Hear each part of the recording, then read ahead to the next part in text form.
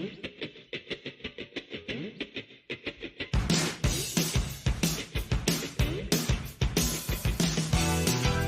when to go out. I know when to stay in. Get things done.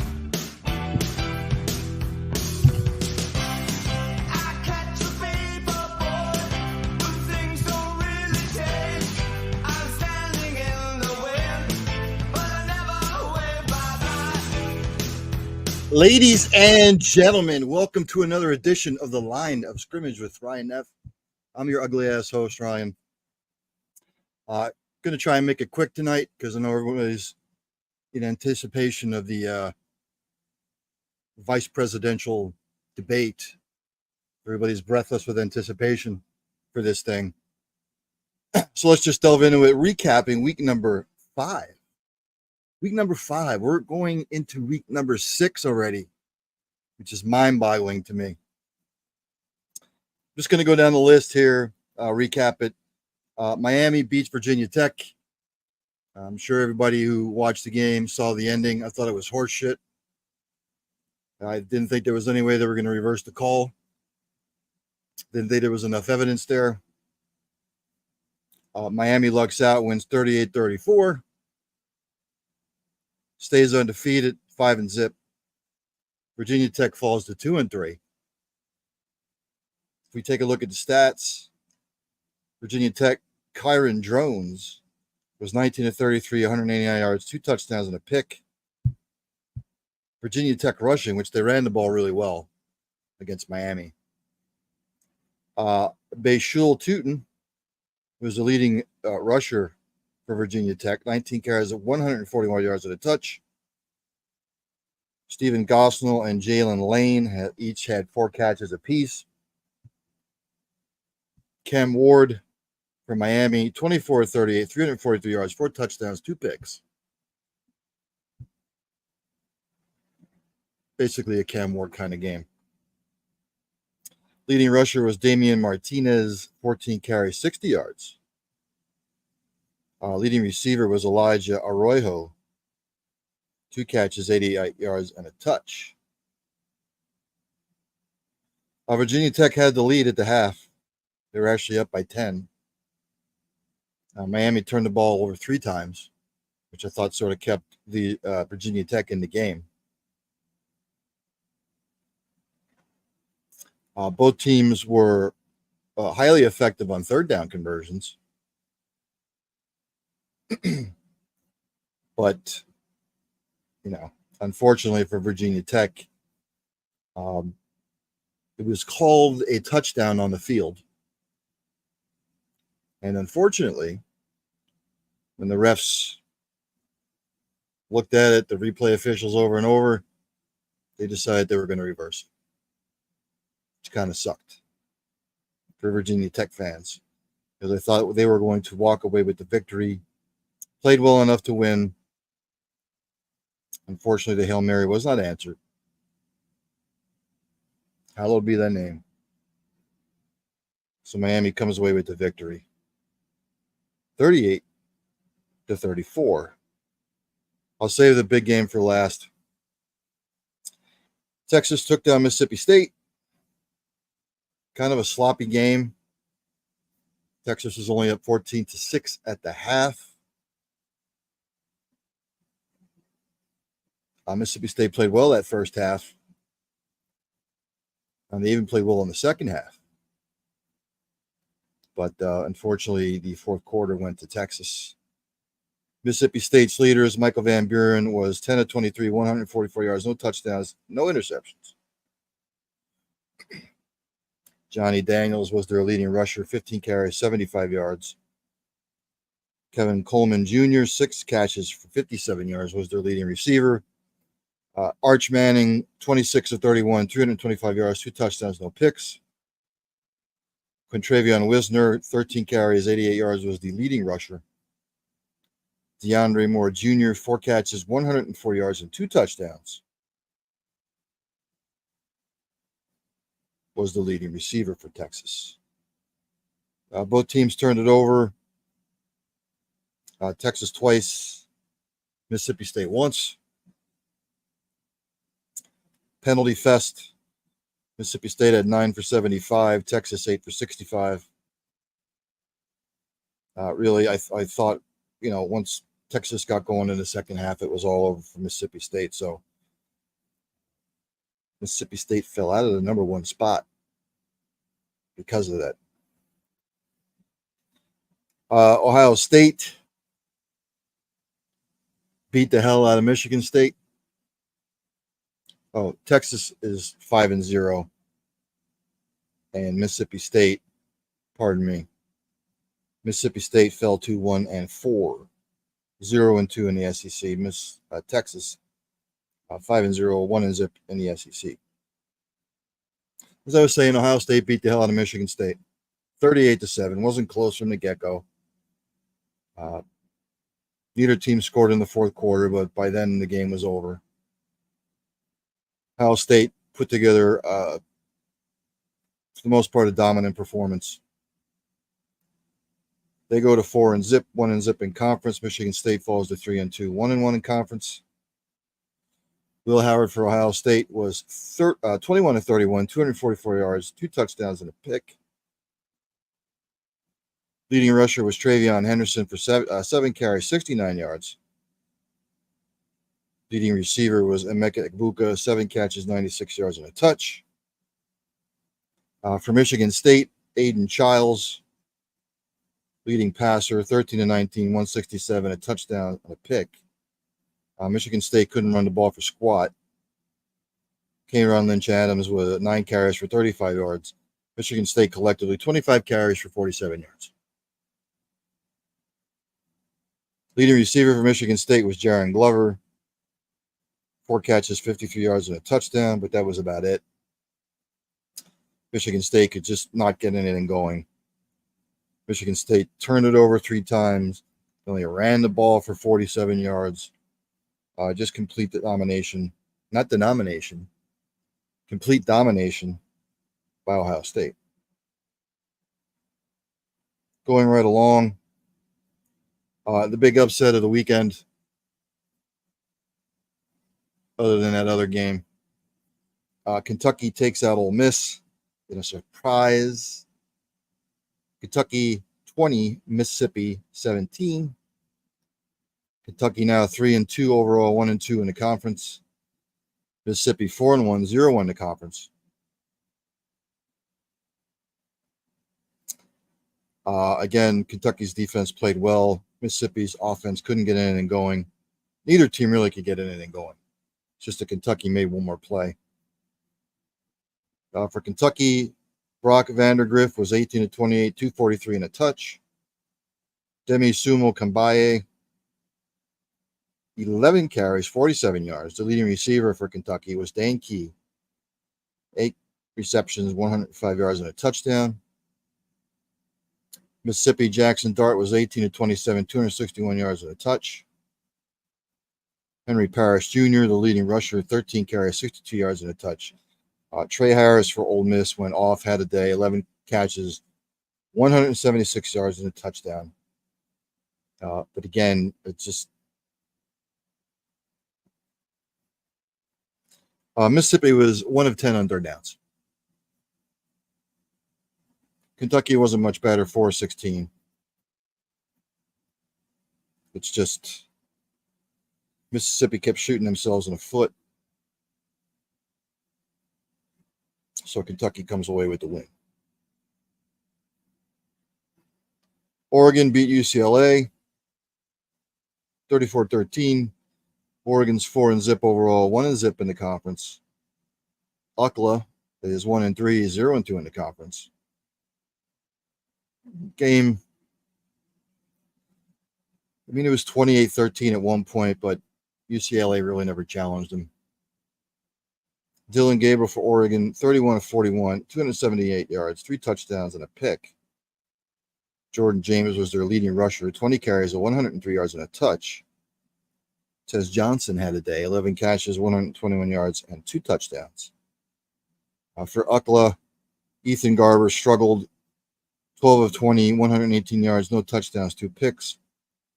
UCLA could not run a football. TJ Harden was their leading rusher, 13 carries, 53 yards. Overall, 24 carries for 47 yards. Leading receiver was Quasi Gilmer. 4 receptions for 31 yards. And again, the game was not close whatsoever. UCLA 1-10 on third downs. That's all you need to know. So Oregon remains among the undefeated. Penn State beat Illinois 21-7. Hard-fought game by Illinois. It was actually 7-7 at the half. Penn State's defense put down the clamps in the second half. They did just enough. Illinois falls to 4-1, 1-1 in conference. Penn State 4-zip, 1-0 in the conference. Illinois passing, Luke Altmaier sort of held in check, 16-25 for 185, a touchdown, a pick. Illinois could not run the football. Caden Fegan, 13 carries, 64 yards. But Luke Altmaier was sacked frequently. So overall, 32 carries for 34 yards. Luke Altmaier, 15 carries, minus 28 yards. Leading receiver for Illinois was Zachary Franklin. 4 catches, 49 yards. Illinois turned it over a couple times. Penn State didn't have to ask much of Drew Allar. 15-21, 135. No touchdowns, no picks. Katron Allen and Nicholas Singleton both had a touchdown apiece. Leading receiver was Harrison Wallace, 3 catches, 38 yards. Penn State ran the ball 44 times for 239 yards. Hence the difference in the game. Again, Penn State did not turn the ball over,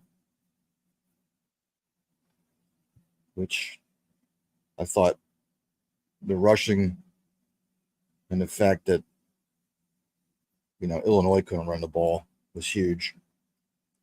Another surprise, Arizona beat the Utes. What is a Ute?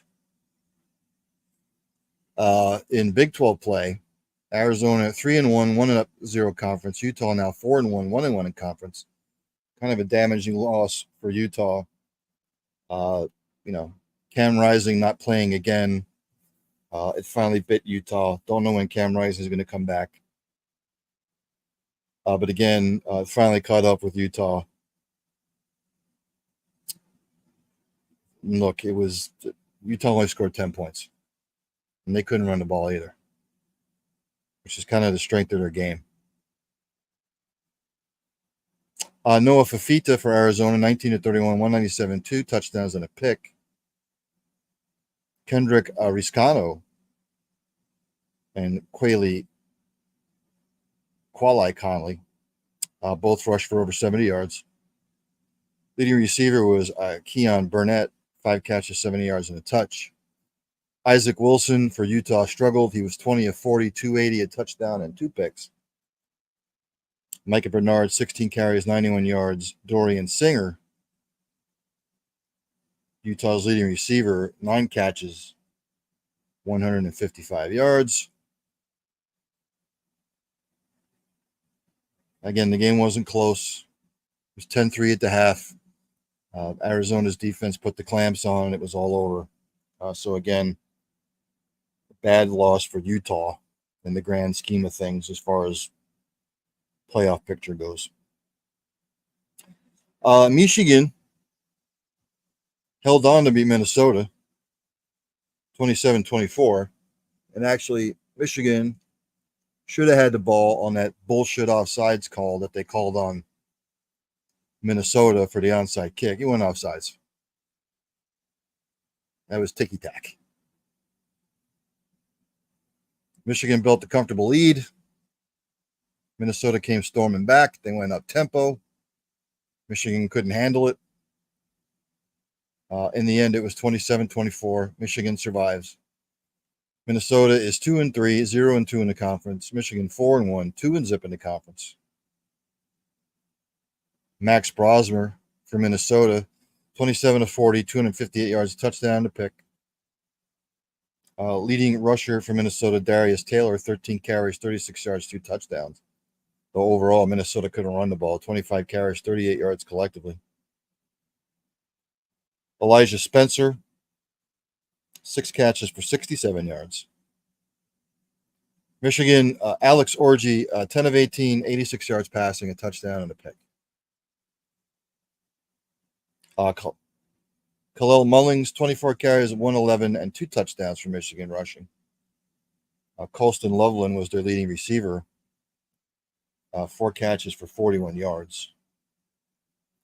And again, would have liked to see what Minnesota could have done with that onside kick. Kind of like an evenly matched. I mean, Minnesota scored 21 points in the fourth quarter, so hence the comeback. USC beat Wisconsin 38-21 after Wisconsin built a 21-7 lead. It was actually 21-10 at the half, Wisconsin, and then Wisconsin didn't score in the second half. USC's defense was gangbusters. Wisconsin 2-2, 0-1 in the conference. USC is 3-1, 1-1 conference. Wisconsin passing, Braden Locke was 13 of 26, 180, a touchdown and a pick. Tawi Walker, leading rusher for Wisconsin, 12 carries, 55 yards, 2 touchdowns. And Vinny Anthony II, 3 catches, 70 yards, and a touch for Wisconsin. USC, Miller Moss was 30 of 45, 308, 3 touchdowns, and a pick. Woody Marks, 19 carries, 63 yards. Jacoby Lane, the leading receiver, 10 catches, 105 yards, and 2 touchdowns. Have yourself a day. Turnover fest 2. USC turned it over 3 times. Wisconsin 2 times. Wisconsin was 2 of 10 on third downs, and USC was 11 of 17. So there you have it. USC comes away with the W. LSU rolls South Alabama 42-10. You expect a whoop-ass kind of effort. Although LSU only scored 7 points in the second half, they sort of like called off the dogs. South Alabama is 2-3 overall. LSU is 4-1. South Alabama passing, Gio Lopez, 17-23, 173, a touch, no picks. Kentrell Bullock, 9 carries, 56 yards, was their leading rusher. Anthony Eager, 4 catches, 91 yards, and a touch. Leading receiver for South Alabama.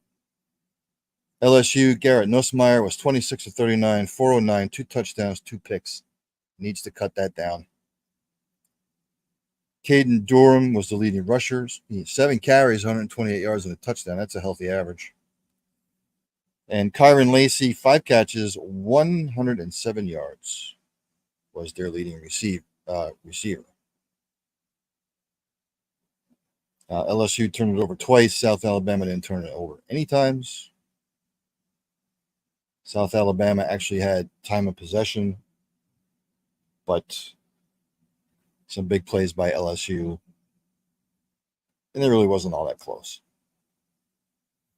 Notre Dame beat Louisville 31-24. Well-played game. I thought anyway. Louisville is 3-1. Notre Dame 4-1. Louisville, Tyler Shaw passing 24-41, 264, 3 touchdowns and a pick. Isaac Brown, 13 carries, 72 yards, was their leading receiver. Or leading rusher, sorry.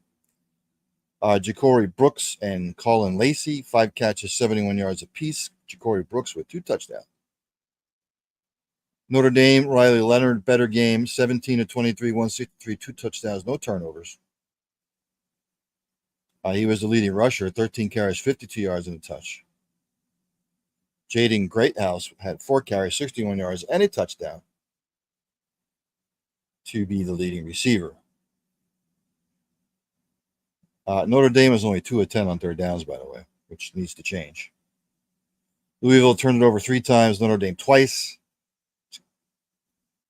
Kind of kept Louisville in the game a little bit. Louisville was 7 of 17 on third down. A couple of plays here or there, Louisville may have won the game, but not to be.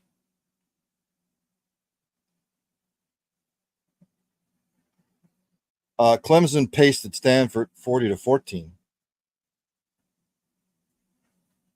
Wasn't close. Close at the half. It was 17-7. And then Clemson just sort of took over.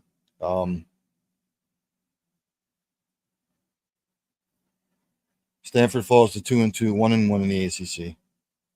We're an ACC team and we're from the West Coast. Clemson 3-1, 2-0 in conference. Ashton Daniels, Jesus, for Stanford, 9-19, 71 yards and a touch, 3 picks, which hurt. Stanford ran the ball 44 times for 236 yards. Clemson's going to have to shore that defense up. You can't let that team run for 236 yards against you. Micah Ford, 15 carries of 122 yards, was their leading rusher. Elik Ayamaner, 4 catches, 50 yards and a touch. And Emmett Mosley, 7 catches, 48 yards and a touch, the leading receivers. Cade Klubnik was 15 of 31, 255, 4 touchdowns and a pick. Phil Maffa, 10 carries, 58 yards, was the leading rusher. And Brian Wesco Jr., 2 catches for 104 yards and a touchdown, leading receiver, for a healthy average of 52 yards a catch.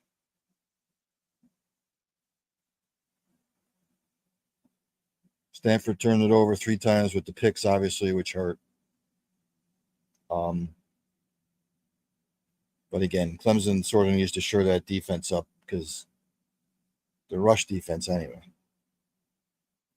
when they're coming into ACC play. Iowa State beat Houston 20-0. Iowa State's now 4-0, 1-0 in conference. Houston 1-4, 0-2 in conference. It was only 3-0 at the half, Iowa State. But Iowa's defense came to play, shut Houston out. Iowa State, Rocco Becht, 17-28, 153, 1 touchdown, no picks. Abu Saba III, 11 carries, 101 yards and a touch, the leading rusher. Jaden Higgins, 8 catches at 79 yards and a touchdown for Iowa State. Houston's passing was non-existent. Donovan Smith, 8-12, 71 yards, no touchdowns and a pick. Zion Chris, 1-4, 1 yard. No touchdowns and a pick. Stacy Sneed, 10 carries, 79 yards, was their leading receiver. Steven Johnson, 4 carries, 42 yards, was their leading receiver. Houston turned it over 3 times, which really was their Achilles. They were 1-8 of third down. Iowa State was 9-17. So when you're playing solid defense like that, you can control the clock. You're going to win the game. Another surprise for me, Kansas State beat the crap out of Oklahoma State. It was actually close at the half. And then Oklahoma State just kept shooting themselves in the foot.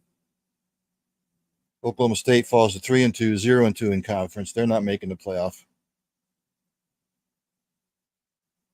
Kansas State 4-1, 1-1 in conference. So they win 42-20. Oklahoma State, Alan Bowman, 26 of 50, 364, touchdown, 2 picks, which hurt. Ollie Gordon, who they continue to just not give him the ball. He had 15 carries for 76 yards. Dejon Stribling, 7 catches, 157, and a touch, was Oklahoma State's leading receiver. Avery Johnson for Kansas State, effective 19 of 31, 259, 3 touchdowns, a pick. DJ Giddens having himself a day, rushing 15, 187 and a touch. Jace Brown, their leading receiver, 4 catches, 78 yards, and a touch. Kansas State was only 3 of 12 on third downs. But again, Oklahoma State turned it over 3 times. And just like I said, Oklahoma State just kept compounding the problem by just stupid penalties, stupid mistakes. Not going to win games like that. Oklahoma beat Auburn with a comeback. Anybody watch that game? Big comeback for Oklahoma because they were on the ropes.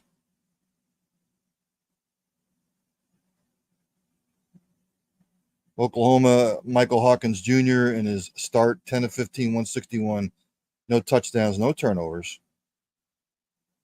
Michael Hawkins ran at 14 for 69 and a touch. Javante Barnes, 18 for 61 and a touch. J.J. Hester, 3 catches, 87 yards, was the leading receiver. Auburn, Peyton Thorne, 21 of 32, 338, 3 touchdowns, and no picks. He played well. Jarquez Hunter, 17 for 97 yards, leading rusher. Cam Coleman, 3 receptions for 82 yards. Keandre Lambert-Smith, 5 catches, 77 yards, and a touch for your leading receivers for Auburn. Auburn controlled the clock, but the turnover hurt. Oklahoma didn't turn it over at all. Again, anybody that watched that game, it was just Oklahoma really making more plays in the end than Auburn did. And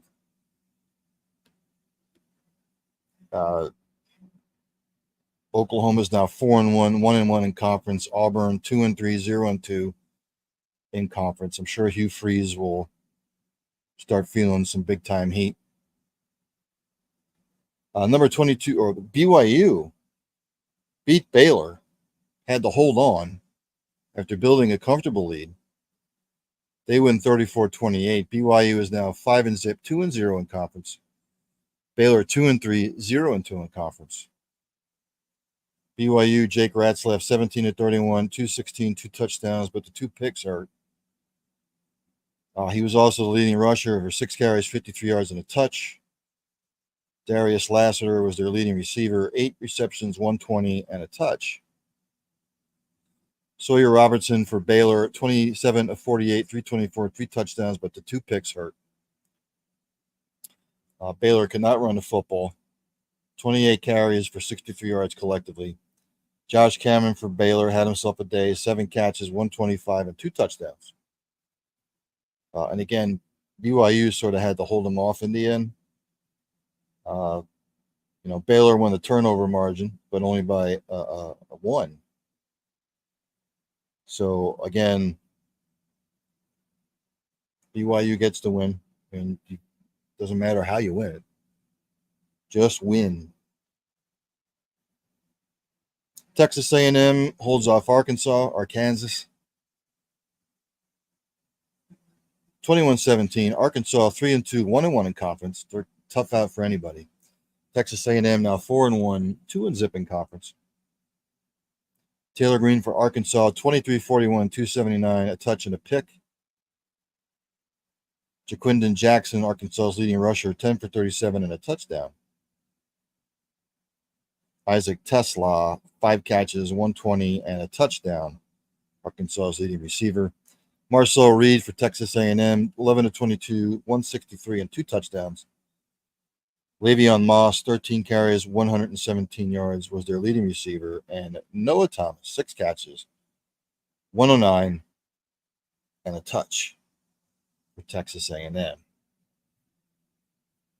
And really, Texas A&M didn't turn the ball over at all. Arkansas 3 times. And I thought that was really the difference in the game. It was tight at the half, and then it was just kind of a turnover fest there for a little bit, and then just Texas A&M made the plays. Final one. Boise beats Washington State. I actually picked Washington State in this game. They win 45-24. Washington State 4-1. Boise now 3-1.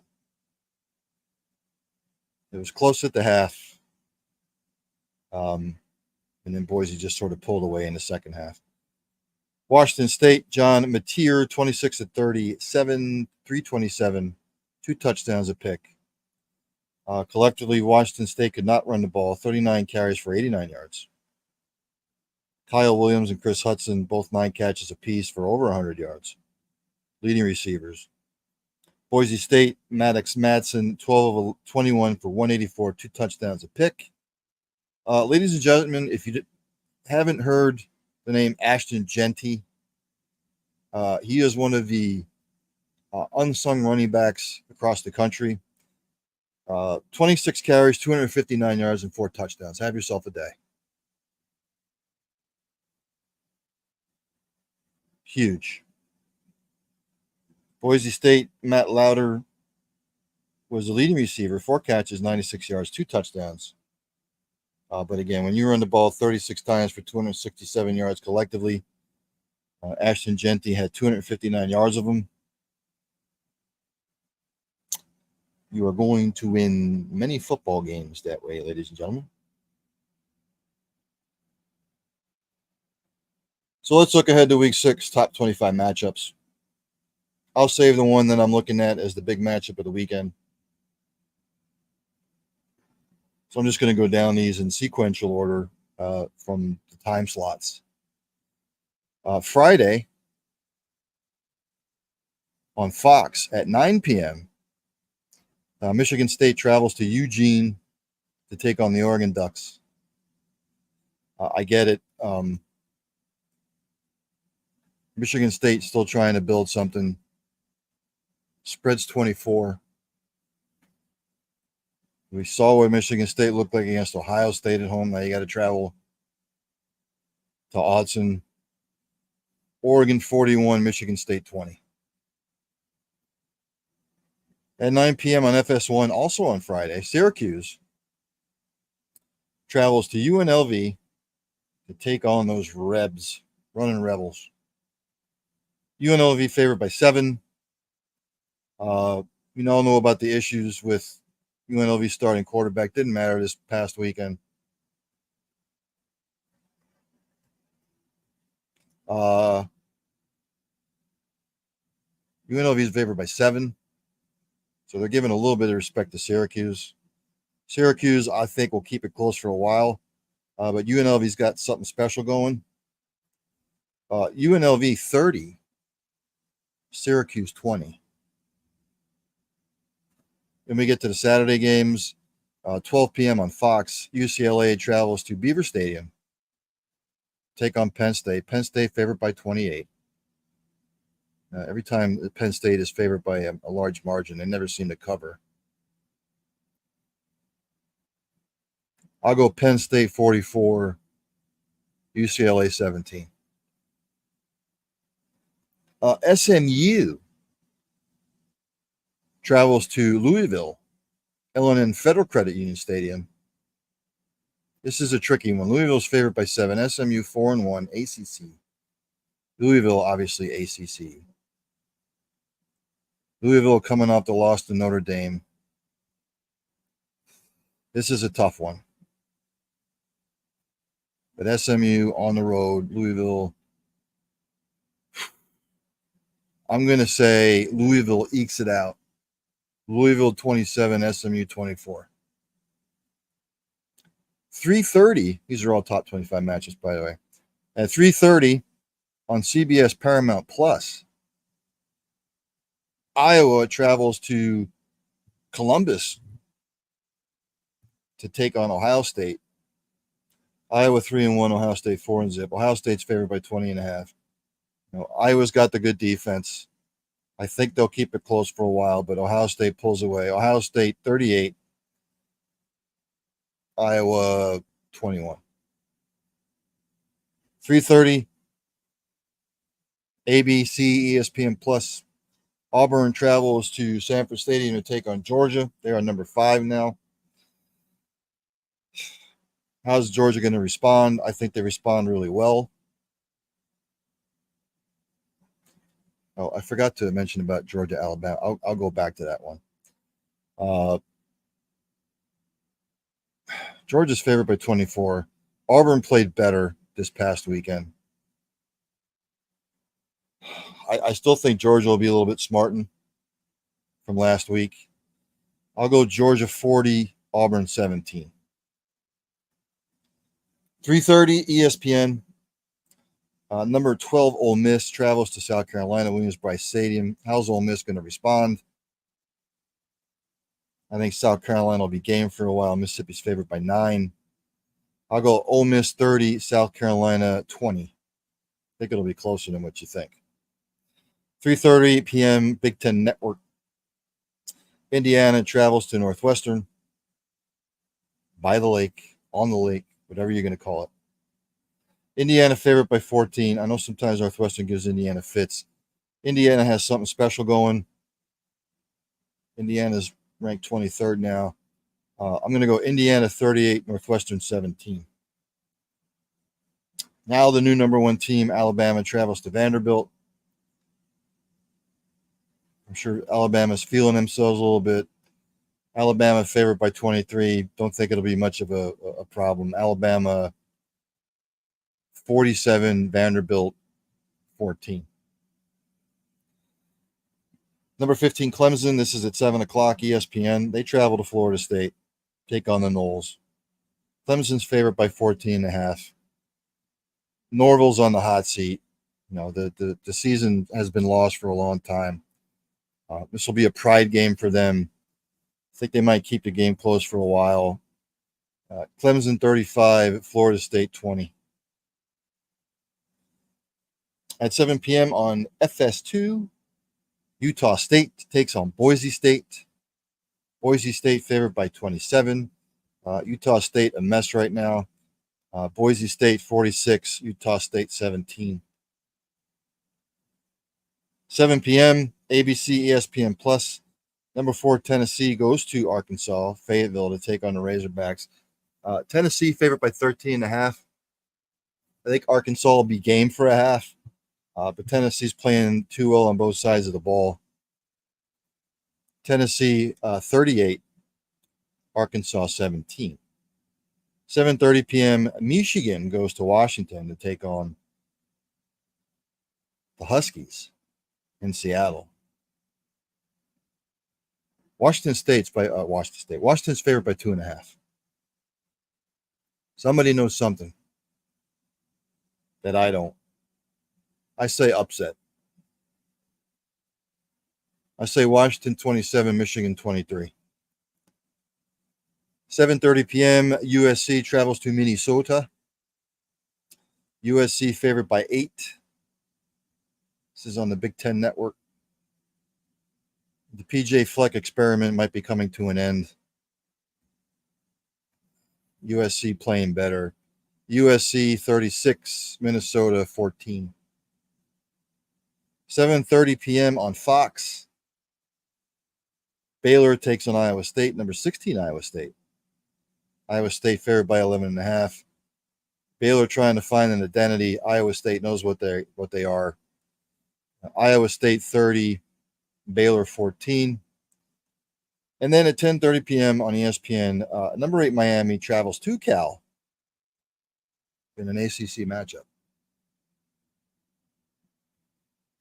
Got to go cross country. Cal's a decent team. I think Miami ekes this one out. Miami favored by 10. I'll go Miami 34, Cal 21. Go back to last week, Georgia, Alabama. I'm sure a lot of people watched it. It was an exciting game. A lot of people had Georgia written off. When they came back and they stormed back 34-33, and then Kirby Smart's defense just lets them off the hook. One for the ages. Georgia's 3-1, 1-1 in conference now. Alabama 4-0, 1-0 in conference. Unfortunately, Carson Beck had the 3 picks. He looked like hell in the first half. Everybody thought it was over. It was 30-7 at the half. Here comes Georgia.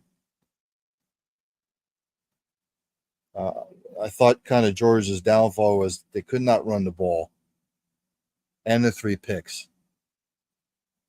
And Milroe did whatever he wanted to, and running quarterbacks are giving Kirby Smart's defense fits throughout. Heartbreaker for Georgia. How's Alabama going to respond? Are they going to be flat against Vanderbilt? But look, Georgia turned it over 4 times. Alabama only once. Both teams were pathetic on third downs. Alabama with all the penalties. But the difference in the game was you built a 30-7 lead. Georgia spent all their energy coming back, and you could sort of tell at the end of the game they were gassed. So big win for Alabama. Woohoo. They're number 1 again. Much rejoicing in Birmingham and wherever the hell else Alabama fans are. Before I get to the game of the week and my pick, some news and notes. Bama Georgia Showdown, it draws massive ratings. I think they got like 12 million viewers.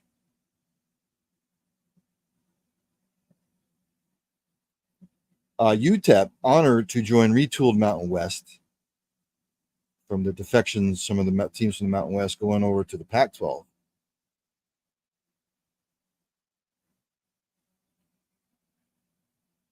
Just looking at it here. I don't even know what the hell it's going to look like right now. I'm not even going to get into that just because it makes my stomach turn and my head spin. Florida State's DJ Uiagalelei is out with a broken finger. The mess that's been his career just continues to get worse. I feel for the kid,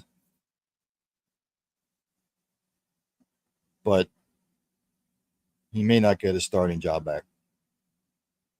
The Big Ten and the SEC are eyeing a schedule partnership. Go figure.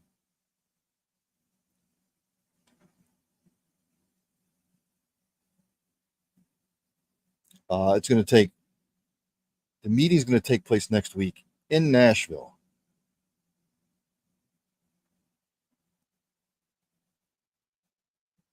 So we'll see.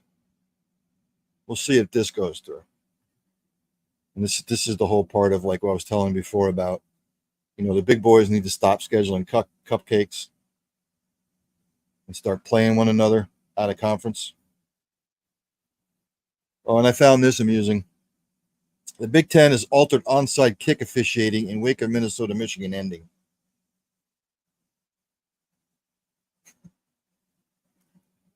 Officiating crews in the league will now position the line judge and headline judge on the restraining line of the kicking team, thereby putting multiple officials in the best position to consistently make the correct judgment, the Big Ten said in a statement.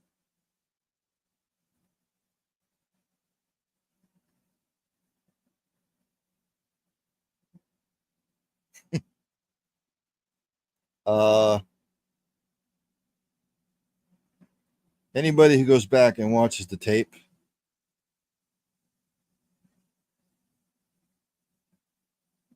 knows that he wasn't offside. So whatever they do, I guess, is an improvement. And again, prayers and thoughts to everyone affected by Hurricane Helene. Anybody that has family members in the Middle East right now, thoughts and prayers to you. The world's going to hell in a handbasket right now, and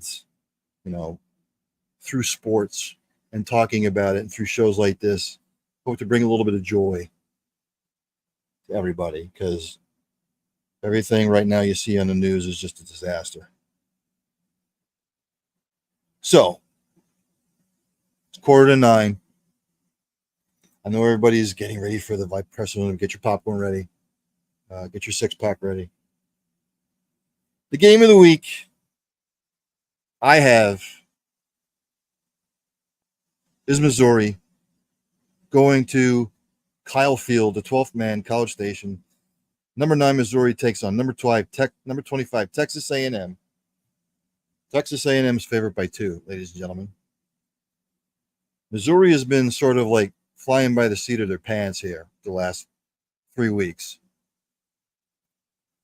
I think tough SEC matchup. I think whoever can establish the run early, whoever wins the turnover battle, will win this game. I think this is going to be really close. It's a noon kickoff. It's essentially 11 o'clock in the morning for both of them. I think it comes down to the final quarter. But I think in the end,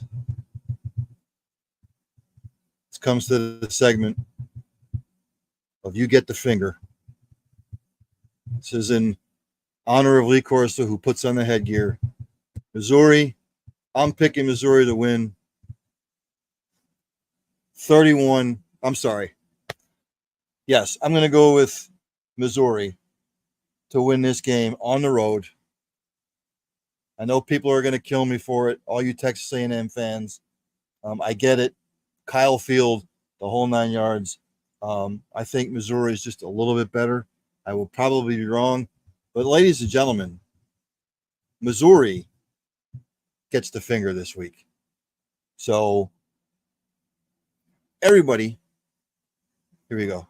Missouri, you get the finger. Normally I would play the fight song, but for some odd reason it wasn't letting me upload it. Again, Missouri 30, Texas A&M 27. Enjoy the games. Enjoy the vice presidential debate. I will not be watching that. I will be watching something completely different. So enjoy. I will probably see everybody on Thursday, maybe tomorrow, for the locker room, right here on stream on YouTube. Ladies and gentlemen, again, enjoy the games. I will see everybody either tomorrow or on Thursday.